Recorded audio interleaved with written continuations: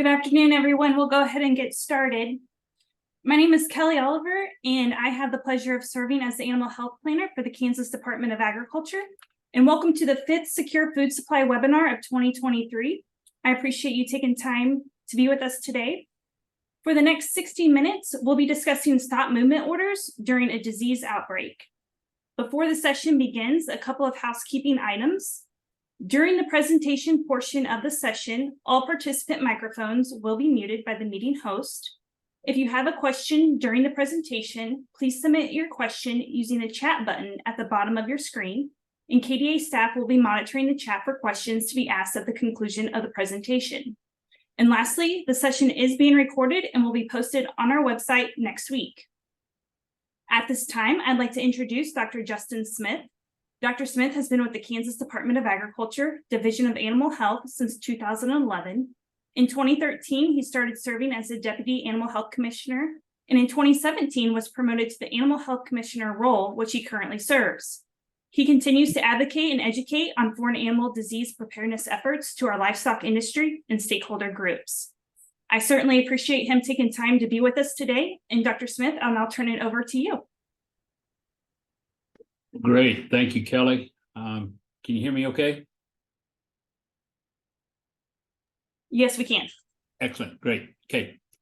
No, greatly appreciate the opportunity and thanks to all that have tuned in here this afternoon. And so to visit a little bit about and have a conversation regarding some of our response capabilities to high consequence diseases, what our plans look like, and then specifically from a Kansas perspective, how we perceive that we're going to move forward, at least right now in our plans. So a lot of it's going to be regarding, some of the response capabilities, such as our stop movement discussions and stuff that we've got in the plans anyway.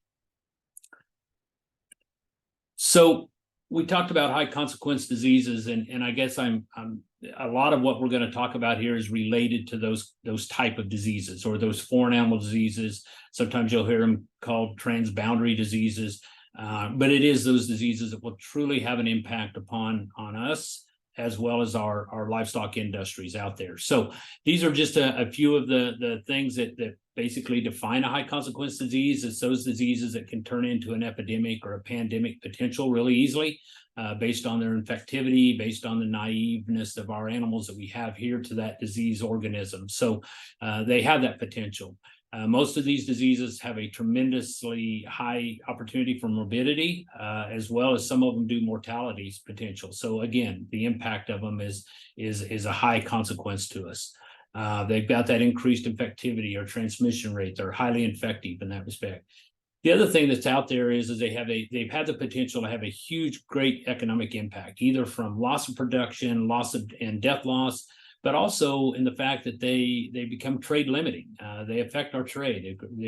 They affect our ability to ship our products overseas, because frankly, if we get one of the diseases, our trade and our export capabilities are shut off. So they come as a high consequence from many different aspects, but that's kind of what we're looking at as those type of diseases. So when we talk about them, there's only right now, there's 3 that really come to the top as far as those high consequence diseases that we would see that a lot of what we're going to talk about here in the next 60 minutes is being response capabilities or response actions due to these disease factors. And the first one that comes to light is the one that we do a lot of discussing about in-house and a lot of discussion with our stakeholders, and that's foot and mouth disease. And I'm not going to pretend to give you a lot of insight to foot and mouth disease. There's been some great webinars already presented from folks in this series, and so I would highly recommend, if you get the opportunity and want to know more about these diseases, that you go back and you listen in on some of those, because they have some great knowledge and some great information with it. But with that said, foot and mouth disease is a highly contagious disease. Some call it the most infectious disease of our cloven hoof species, or our cattle, pigs, sheep, goats, and deer, etc., or their split hoof varieties. The thing that probably gives us as much heartburn as anything is that bullet point said that the opportunity that the livestock can shed this virus for 2 to 4 days before showing clinical signs. So with our livestock industries today and the level of movement that we have, This has a tremendous opportunity to cause us great impact based on the fact that there's a lot of movement and a lot of infections can occur prior to us ever knowing that we have the disease in our midst.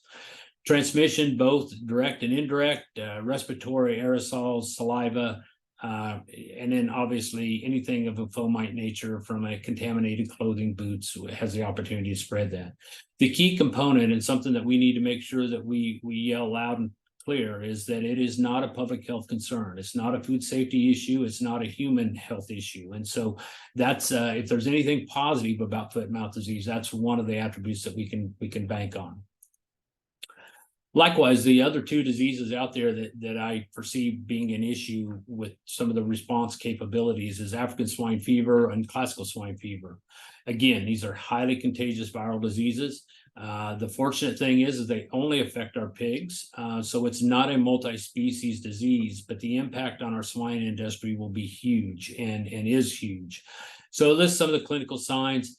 Probably the key thing here is the incubation period can be as long as, almost 3 weeks to 4 weeks long, depending on the strain of African swine fever or classical swine fever we might be exposed to. But there's an opportunity that these pigs can be incubating this disease for that up to that 24-day period, and then become infected prior to ever showing its clinical signs. So again, much the same transmission opportunities, direct and indirect.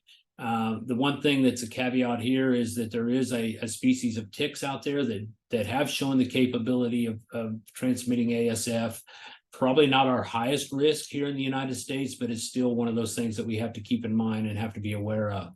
Again, not a public health concern with either one of these diseases. They're not a food safety issue, and they're not a human health issue.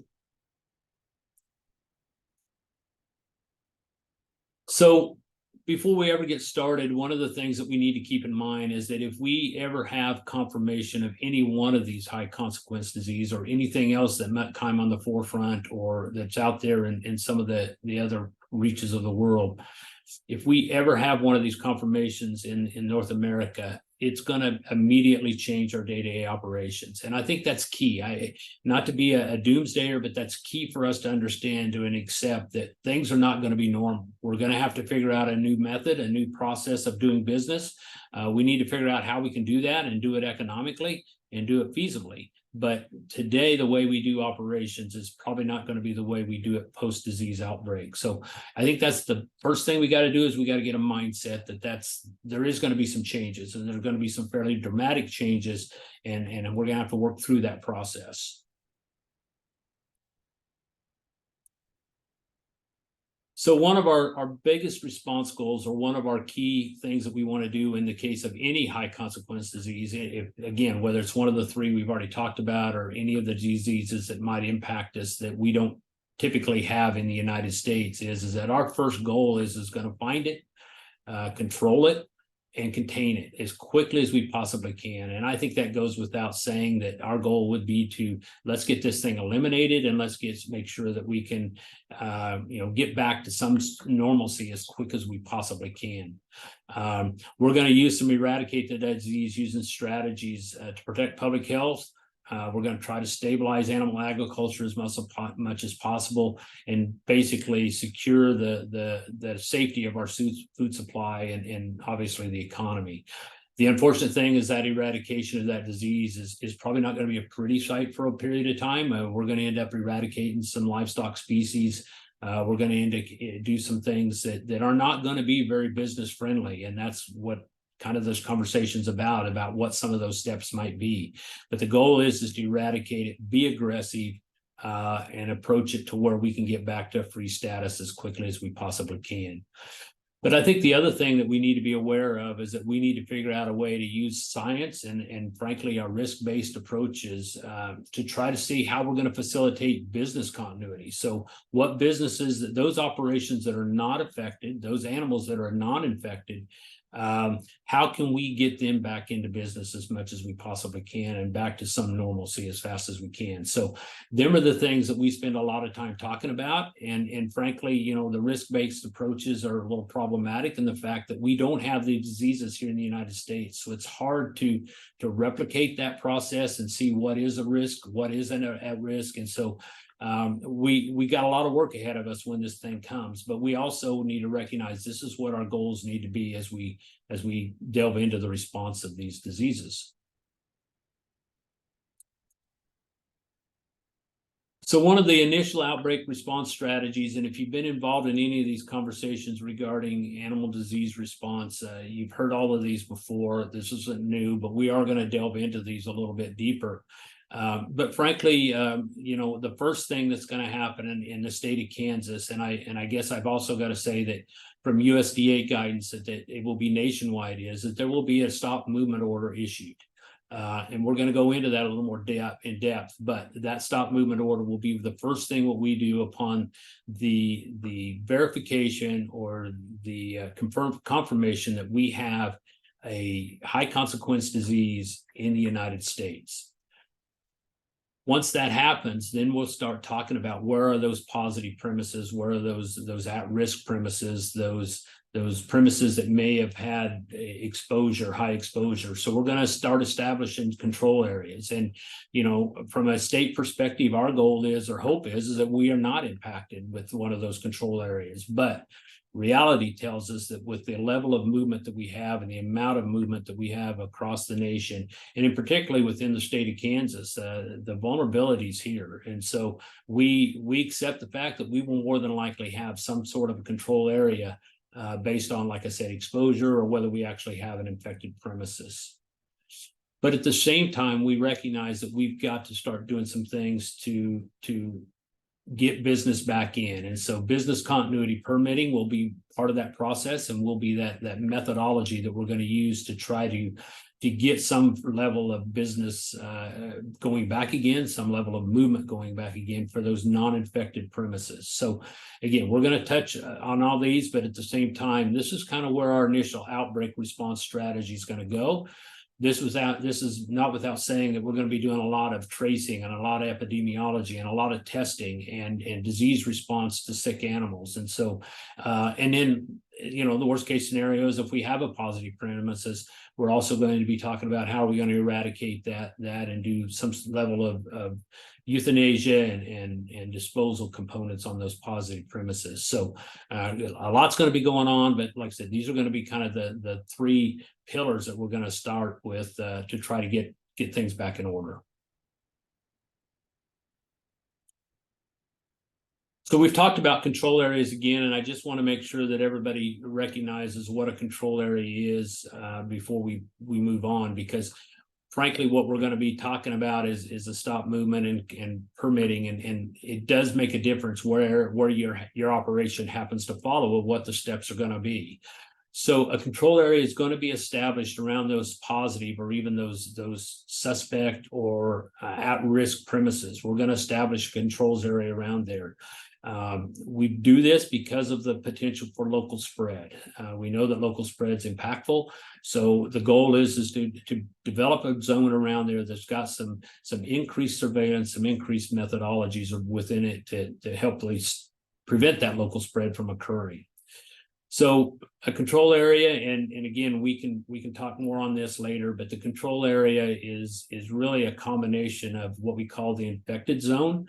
That infected zone is a perimeter around that positive premise plus a buffer zone. So a goal is to develop a buffer around that infected premises somewhere, you know, depending on the disease, how big that buffer and how much that control area is.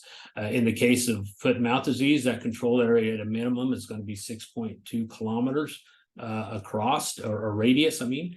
In African swine fever, just because the aerosolization isn't quite as of an issue, that's going to be a 5-kilometer buffer zone in radius. And so those will be established at a minimum.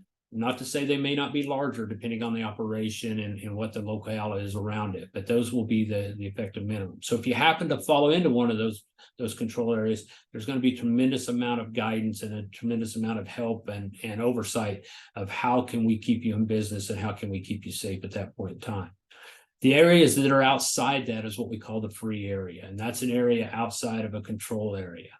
The unfortunate thing is early on in the disease outbreak, it's almost an undetected area because we don't know where the disease is in all the places at that point in time. And so, but with that being said, the free area is an area outside that control zone that will take on different parameters in the case of an outbreak. But at the same time, the oversight is not going to be quite as extensive as it would be if you happen to fall in a control area.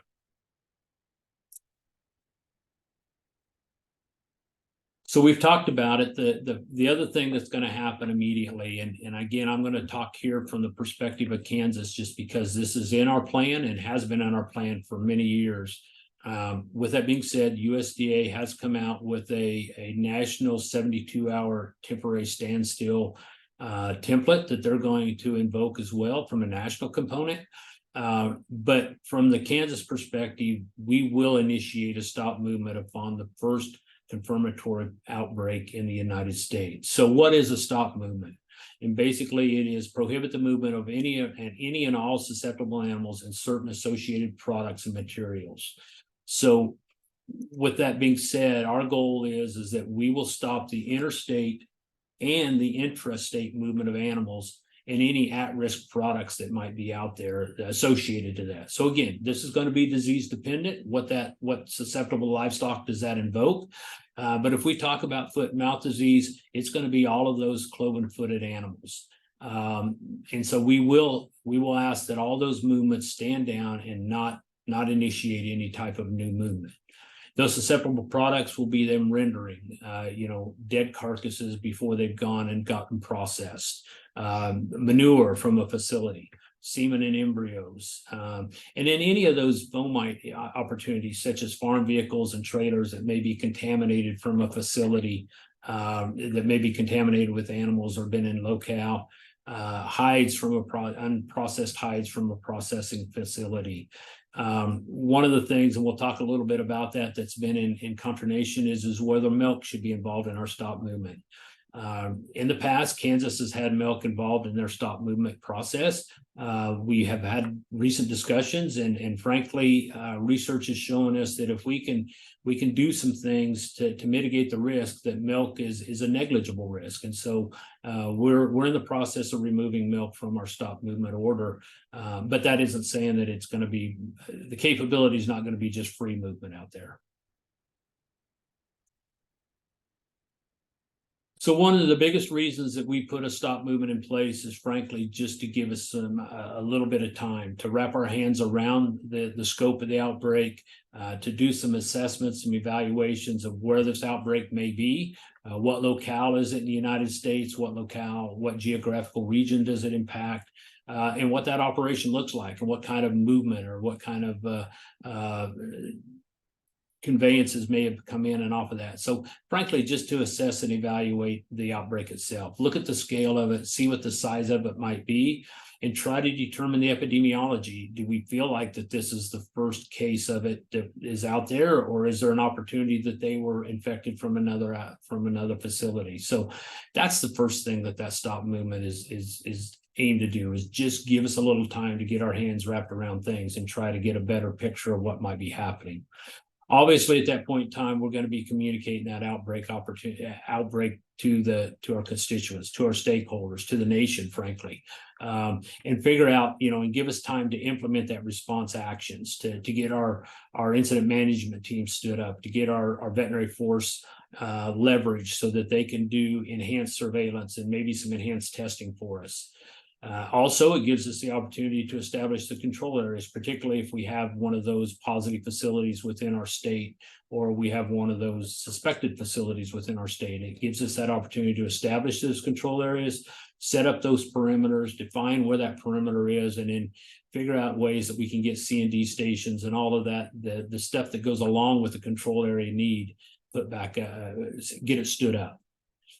And then we obviously do that contact tracing, figure out what exposures may have occurred from this positive facility, and do those tracings out and see if they happen to be impacted or if we need to continue watching them. And then, frankly, it's to give operations time to get their enhanced biosecurity plan stood up. So we know, and we've proven it to ourselves through our HPA outbreak, that biosecurity and enhanced biosecurity, operational specific, does work. And it works very effectively. So this 72-hour shutdown at the minimum will allow us operations to just stand up and get those biosecurity plans in place to enhance the biosecurity and figure out what those protocols are. So long story short is stop movement is to provide us some time and to prevent, further exposure is kind of what it amounts to. We know in an outbreak situation that probably, we've already talked a little bit about that first detected is probably rarely the first infected farm or operation out there, particularly in ASF where they've got an incubation period of up to 24 days. We've moved a lot of pigs, a lot of places in the framework of a possible positive being out there. Even in the case of foot and mouth disease, we talked about the fact that they can be infective or the opportunity to spread the disease for up to 4 days before they ever show clinical signs. Again, the way we do operations and the way we do livestock world today, that is a tremendous opportunity to have a spread of these diseases. So our first assumption is going to be that we didn't find the first one when the first outbreak occurs. And so our goal is going to be to go find those.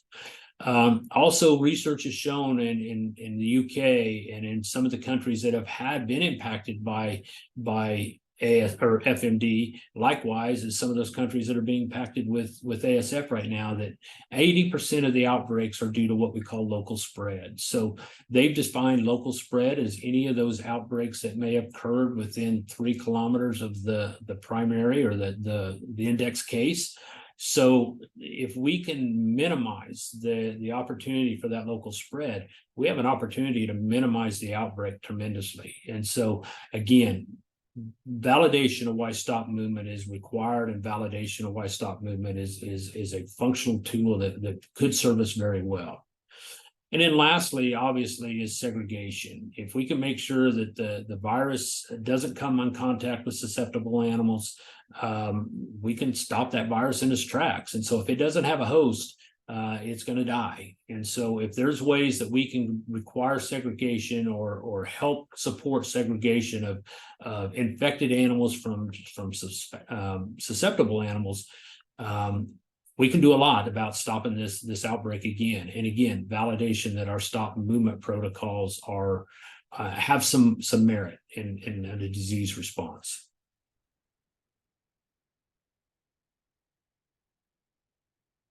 So coming from a perspective, again, from Kansas's perspective, as far as that we will implement a stop movement in the case of one of these diseases, the geographical jurisdictional area is going to be statewide. From border to border, we will do that. And it will include intrastate movement as well as interstate. So anything that moves in and out of our state will be asked to shut down and not move. Our goal will be to those movements that happen to be in transit at the issuance of that stop movement is to get to their point of destination.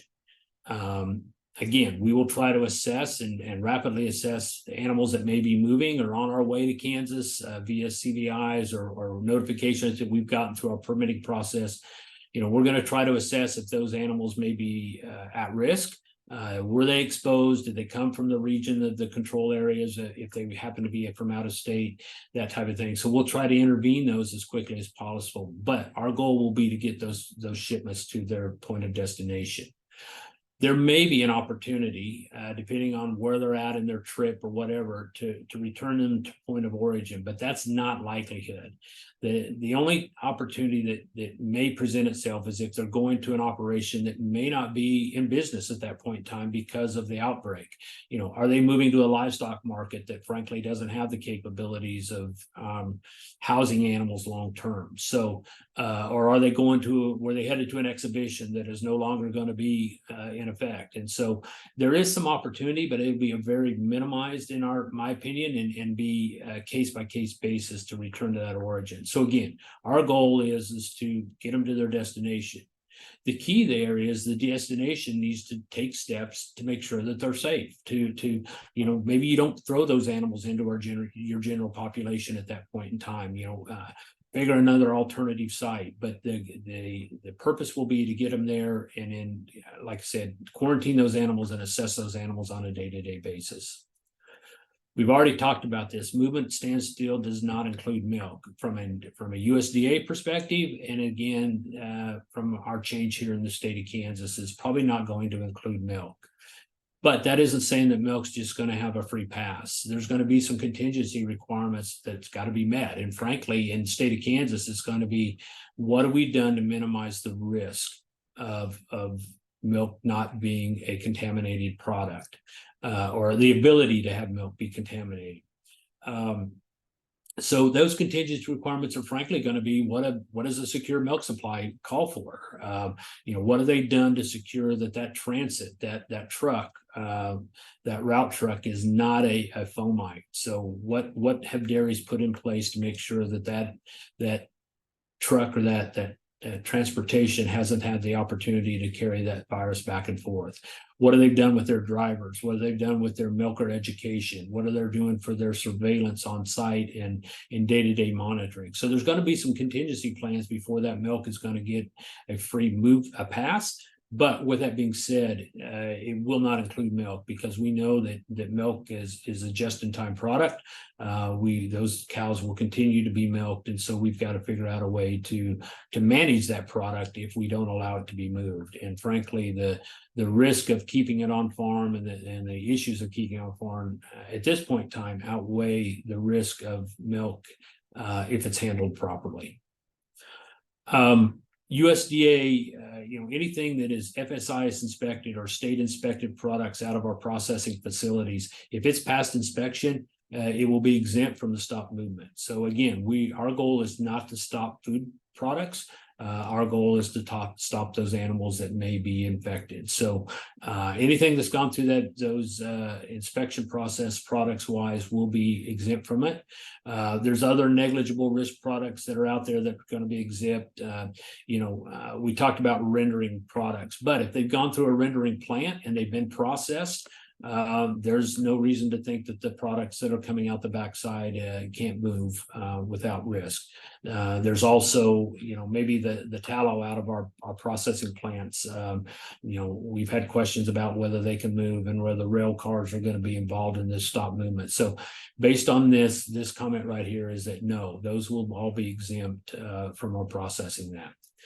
The other key thing I think we need to remember from an operational standpoint is that the stop movement is not a substitute for enhanced biosecurity measures. So just because we've stopped the movement, don't take it lightly. Don't go out there with the idea that I can do what I normally do on my plan, on my operation. Stand up your enhanced biosecurity plan and do those things that are necessary to make sure that you stay safe. As a animal health regulatory person, in an outbreak, our job is going to be respond to those positives. Frankly, operations job is to keep themselves safe and keep themselves free of the disease. And so I don't want to give anybody the idea that the stop movement is going to be that fail safe for lack of biosecurity. So again, more preaching to the choir here, but just want to make sure everybody's aware of that.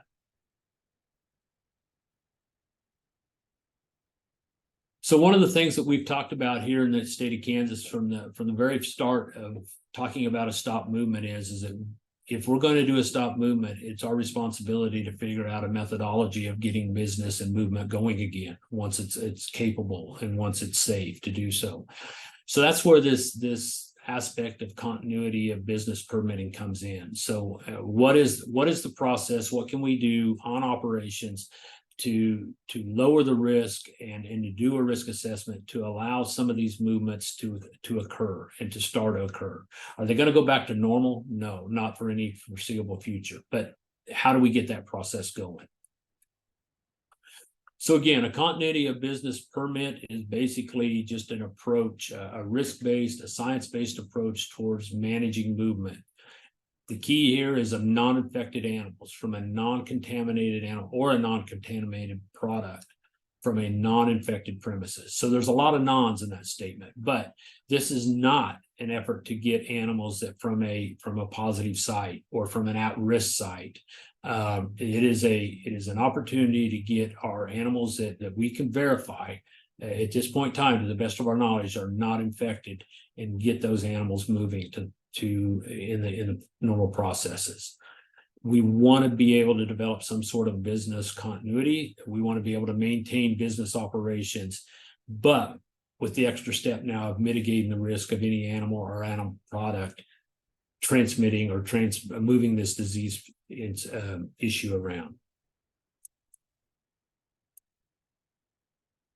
So what are the continuity of business elements that we need to talk about? The first thing is going to be just doing a risk assessment, trying to determine what the transmission risk is from anyone. And these are going to be, again, operational specific. These are going to be movement specific. The unfortunate thing is, as much as we try to do a cookbook process to do a risk assessments, it all depends. It's going to depend on the factors that are related to that particular movement.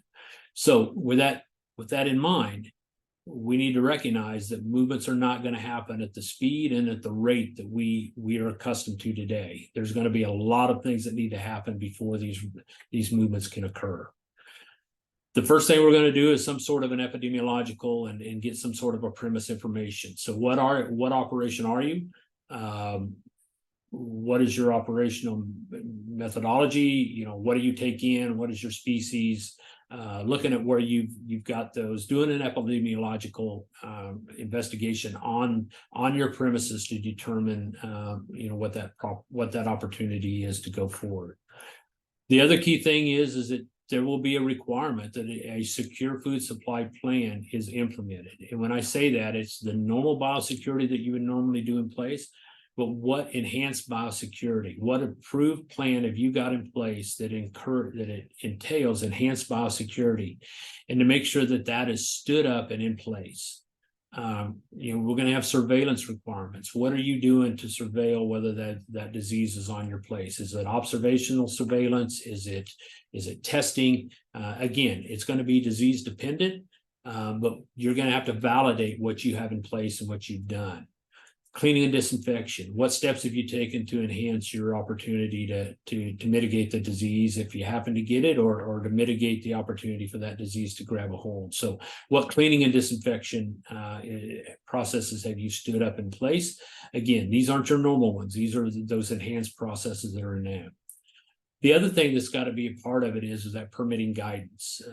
From a state animal health perspective, our requirement is that we are obligated to provide you what do we want, what do we need out of you, from premise identification, from validating all these steps we just talked about. The other thing that we're going to want to know is where are you headed, how many are going, and then there's going to be a conversation. And frankly, I say conversation, it's going to be an approval process from the state of origin to the state of destination, and make sure that everybody is in the same on the same track here. Our goal will be to make sure that those permits are from a defined destination to a defined origin for a defined number of days or a time period. So again, our obligation from a state animal health perspective is to make sure that permitting guidance is clear and accurate. And then lastly, and one of the things that we are continually working on, and I'm going to be the first to tell you that we don't really have a good information management system that is robust enough to stand up to the diseases we talked about in place today. But we need to make sure that we have a management system in place to where this information can be transferred securely and accurately, so that again, the ability to do it over a fax machine with a piece of paper is just not going to fly. So we're going to have to figure out that we have this. We have some things in place today that are very effective. We just make sure that we need to make them better. We need to make them more robust in an effort to handle what we're doing. So again, from Kansas perspective, our statewide stop movement is going to be statewide. It's going to remain in effect, except for those movements that are approved via business continuity permit. So at this point in time, our plan calls that we will not lift our stop movement, that anything that will occur, any movements that will occur in the state of Kansas will be required to have a business continuity permit. That's a little bit different than some other states are looking at right now. Frankly, once the 72-hour USDA standstill is lifted, there's an opportunity that free areas will be free, and there will not be a lot of business continuity permit requirements in those areas. I think it's yet to be determined when we can do that. But at this point in time, Kansas will be looking at a business continuity permit requirement for any type of movement once we've issued the stop movement. Again, we've talked a lot about this. I'm not going to go over it all again, but permits will be issued for only to and from designated premises. I can't specify enough, and I can't talk enough about the fact that secure food supply plan has to be in place, and it has to be stood up and verified. There will be a level of surveillance required. So you got to make sure those animals don't have clinical signs and haven't had exposure to any kind of disease suspects. So, what exposure have they had of any new movements that you may have had? Maybe we're going to ask those animals not move for at least 2 weeks to get some sort of a quarantine period in place. And then lastly, you're going to have a veterinary client relationship as an operation. You've got to, because frankly, we're going to use those accredited veterinarians, or eyes and ears on the ground, to verify that this stuff is stood up and that they can validate that what you're doing is appropriate and you're doing what you plan to do. So there's going to be a lot of pre-approval, and it's going to be dependent on a lot of different things that's going to have to occur before the business continuity permit will ever be entertained. So some of the things that's going to be required is frankly, a lot of information and a lot of records. So again, from the aspect of an outbreak occurring, these are some of the things you're going to need. If you already have those in place, fantastic. If not, might be something you might want to think about, start to think about how are we going to do some of this and how are we going to provide this in the time of a need. So we're going to need proof of that disease surveillance. And like we talked about, there might be such a time that we're going to ask those movements to stand down for 2 weeks so that you have the opportunity to surveil your animals and to look over your animals, but some level of disease surveillance. Again, depending on the disease, ASF, CSF, it might be testing and a certain level of testing and validation that those animals are not infected. From an FND aspect, it's probably going to be some sort of an observational surveillance component to it to make sure that we don't have lesions out there. We're going to be looking at movement records for at least over the last 2 weeks. What opportunity have you had exposure by intake of animals in that? So having some sort of a movement record, having some sort of a traceability component in place. Do we have traceability information? Do we have traceability of our animals? If you got a load of cattle in last 2 weeks ago, can you show me which one of that load is, or which cattle they are? So those are kind of things that from a regulatory component, from a response component, we're going to be asking those kind of questions. And then again, biosecurity plan has to be implemented, has to be stood up. And we recognize that a lot of things in a enhanced biosecurity plan is not economically sustainable, but it's about surviving the process right now. So they have to be stood up and verified. The other thing that's going to occur is that not all movements will be allowed, frankly. From an aspect of fact is it safe? Does it need to occur? And then frankly, just having the bandwidth to accommodate all of the permit requests that we know that we're going to get. So permit movements will be risk-based and they will be prioritized. Those movements that need to go to slaughter, those animals that are destined to slaughter will probably get some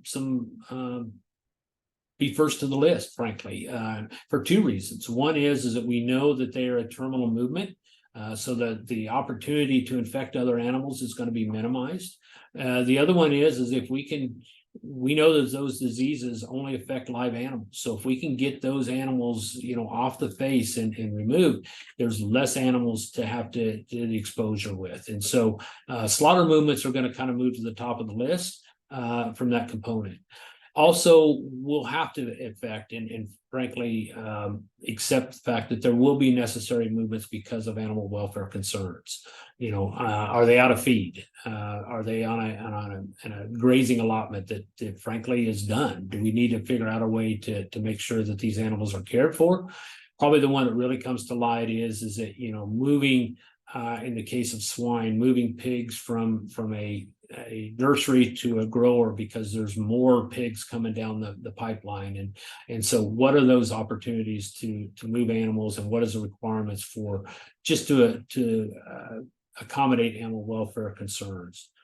And then opportunities to move within same production, ownership. We're going to assume that you don't want to affect your facilities, and so you're going to do the right thing on that respect. So from that point of view, is there opportunities to move from your own nursery to your own finisher to your own sow barn, that type of thing? So those production system movements will probably go to the top. There's going to be some movements that frankly are not going to be accommodated at this point in time, and there's going to be those movements that maybe are just what we do routinely, those movements that frankly don't have a welfare concern or a need to move at that point in time. So with that being said, I think we all need to be aware that we will make the request, but not all of them are going to be accommodated. The other thing we also need to be aware of, that permits are going to be reevaluated based on changes within that outbreak. We know that it's especially in the early stages, these outbreaks are very dynamic. What wasn't there yesterday could be there tomorrow. What was an approved movement yesterday may not be today based on how that outbreak changes. So again, very dynamic, very labor intensive to keep our hands wrapped around this. So it goes back to the point that all movements will not be accommodated just based on the fact that manpower wise and capabilities, we won't have the ability to entertain them all.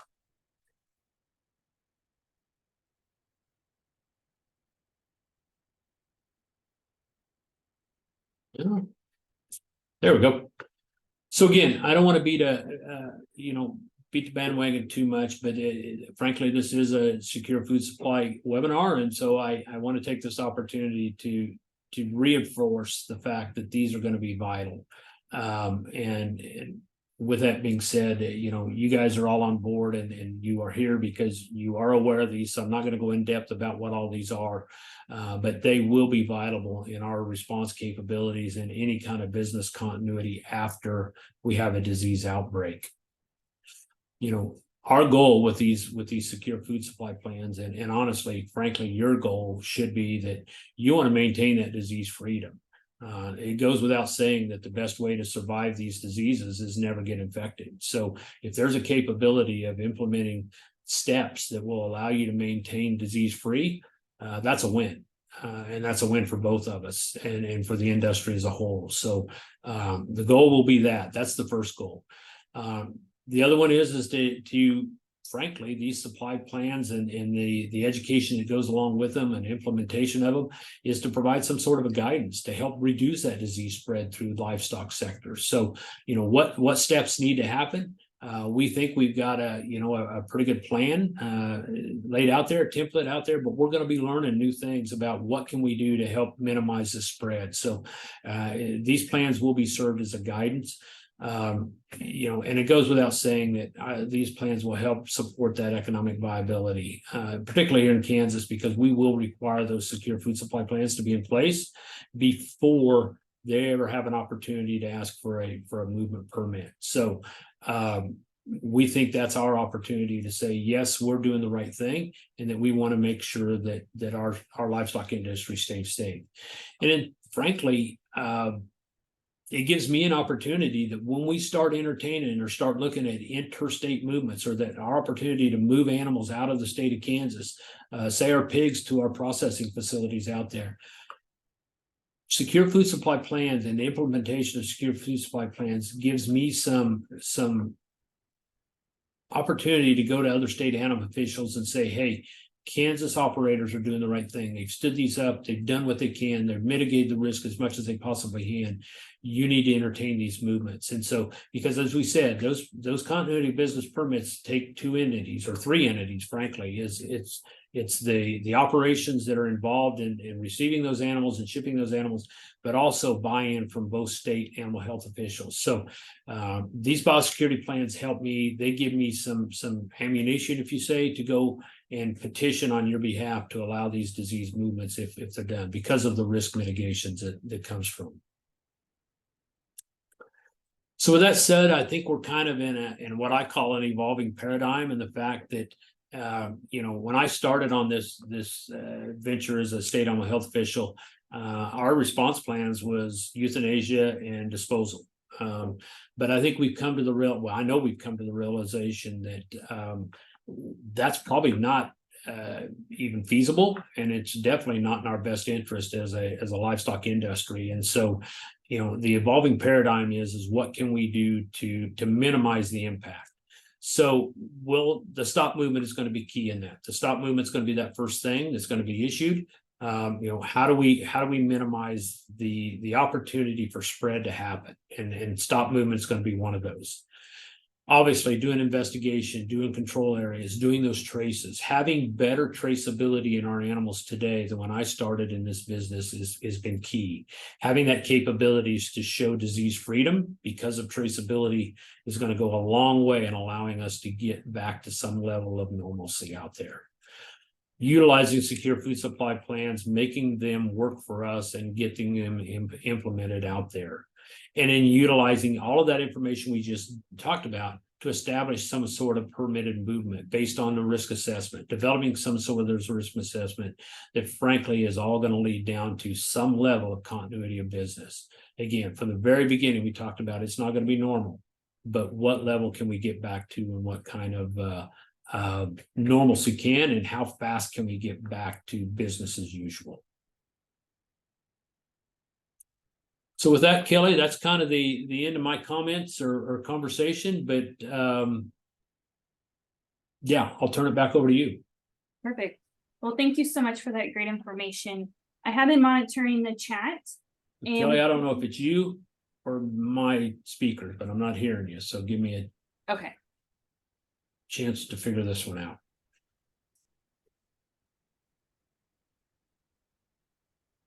We'll get his technical issues figured out to answer some questions for us.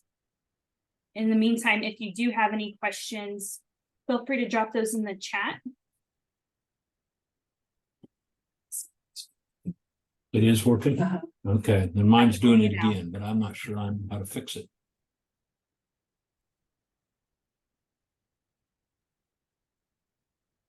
Dr. Smith, can you hear me?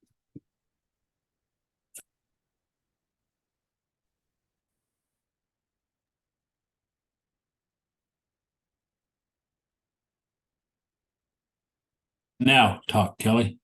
Can you hear me now? Yeah, I can hear you now. Okay, perfect. So we do have a couple questions for you. The first question is, what happens if you do not have a secure food supply plan before the outbreak occurs? That's a great question. And frankly, it's again, the importance that the secure food supply plans have in mitigating this concept is that we will have to figure out a way to get you a plan. And you're going to have to figure out a plan to get that. Now, is that going to happen fast and rapid during an outbreak? I'll be the first to admit, no, it's probably not, because it's going to be, it's labor intensive. Those plans don't develop overnight.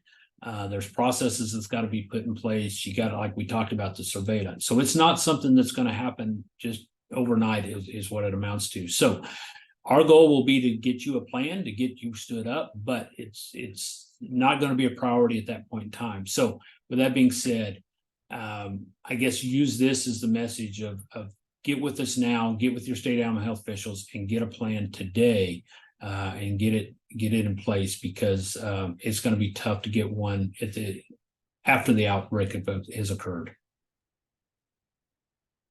Okay, next question is, are secure food supply plans free, And how do we set one up?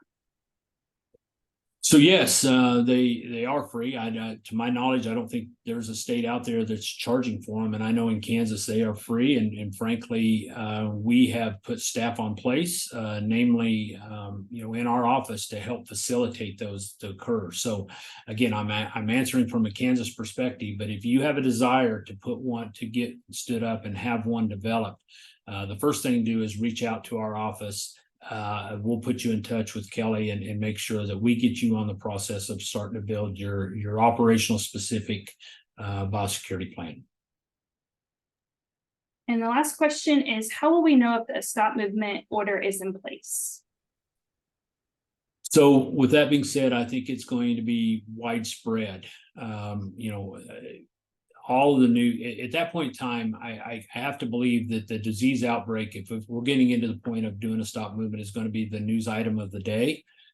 From the Department of Agriculture perspective, we're going to be blasting it on social media. We're going to be blasting it on our website, with the local news, with press releases. Part of that is that we have a communication plan in place about what that stop movement is. And so we will be pushing information out to all of our allied partners, namely our Highway Patrol, the Kansas Department of Transportation, our Department of Administration as well, because they will be vital in helping us stand up this stop movement and making sure that we're capable of making it worthwhile. But we're also going to be pushing out information to all of our livestock entities, our livestock industry partners, our stakeholder partners. So with that being said, we're going to be yelling it from the mountaintops loud and wide. Do secure food supply plans expire, or what is the upkeep for them? So again, it kind of depends on how individual states do it. They don't expire, but they obviously need frequent assessments. And so here in the state of Kansas, we're asking each and every operation that has one to just go back over it, do an assessment on it on a yearly basis. We know your operations change. Did you build a new building? Did you move a new pen? How things happen, put a new driveway in, things of that sort, expanded. So we're asking that folks at least pull it down off the shelf, reassess it, look at it. We're happy to go through that process with you again and make the changes we need to have, whether it's personnel, phone numbers, or just, line of separation. So again, they don't expire, but they do need frequent updating. Can you talk more about the FSIS products being exempt from the stop movement? When it comes to ASF, the incubation period is 20 days. The inspection process won't detect the infected animals, and it survives in pork products. Man, you hit it on the button, and that is a concern. But our goal will be is if through the FSI inspection process, our hope now, obviously, those animals that have been processed prior to the outbreak, our goal will be to trace those animals out, but based on any kind of a positive premise we have. But our hope is that with the plan is that structured to where those facilities that are showing no signs and frankly have done their assessment, and we've risk assessment that we're going to allow those movements to go to that processing facility, that unless that inspector sees clinical signs out of it, they should be free to go on through the processing capabilities.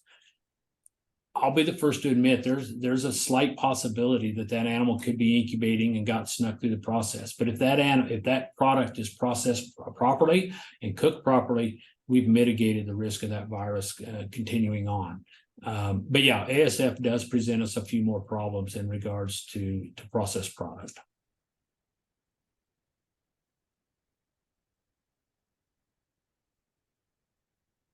Looks like those are all of the questions that have been submitted. If you have further questions for Dr. Smith, feel free to email those in, and I'm sure he would be glad to respond to those. Dr. Smith, thank you for your time today. I really appreciate it. And participants, for our next webinar, it will be in November, and once those details are confirmed, I will send out the information. And thank you all for joining us today, and have a great afternoon.